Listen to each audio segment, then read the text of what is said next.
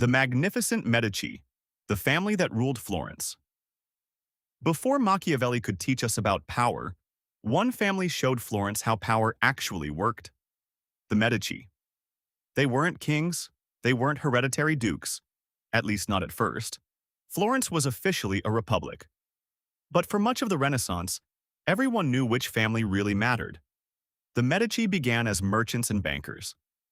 By the early 1400s, Giovanni de' Medici had built one of Europe's most successful banking enterprises. His son, Cosimo de' Medici, discovered something even more valuable than money: how to turn money into political influence. Cosimo didn't need a crown. He built networks, he loaned money, he rewarded allies, he supported politicians, and when enemies forced him into exile in 1433, they discovered just how extensive that network had become. A year later, Cosimo returned. His enemies were pushed aside, and Florence remained a republic, on paper. Then came the most famous Medici of them all, Lorenzo de' Medici, Lorenzo the Magnificent. He inherited political leadership in 1469, the same year Niccolò Machiavelli was born. Lorenzo became one of the great patrons of the Renaissance.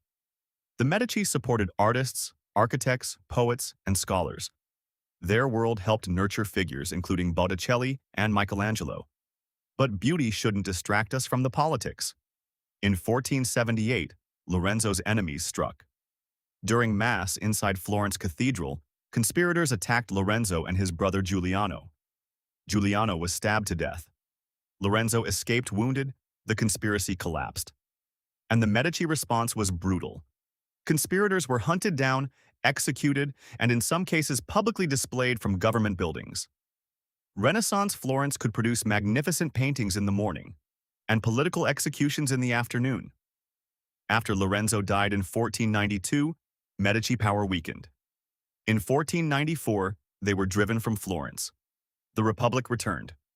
And a few years later, a young government official named Niccolò Machiavelli entered public service.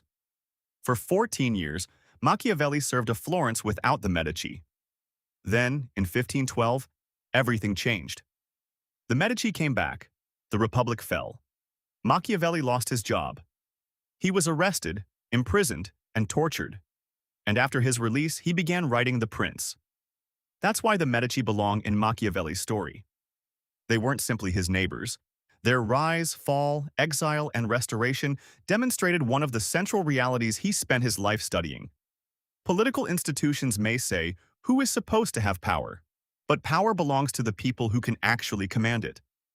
And few families understood that lesson better than the Magnificent Medici.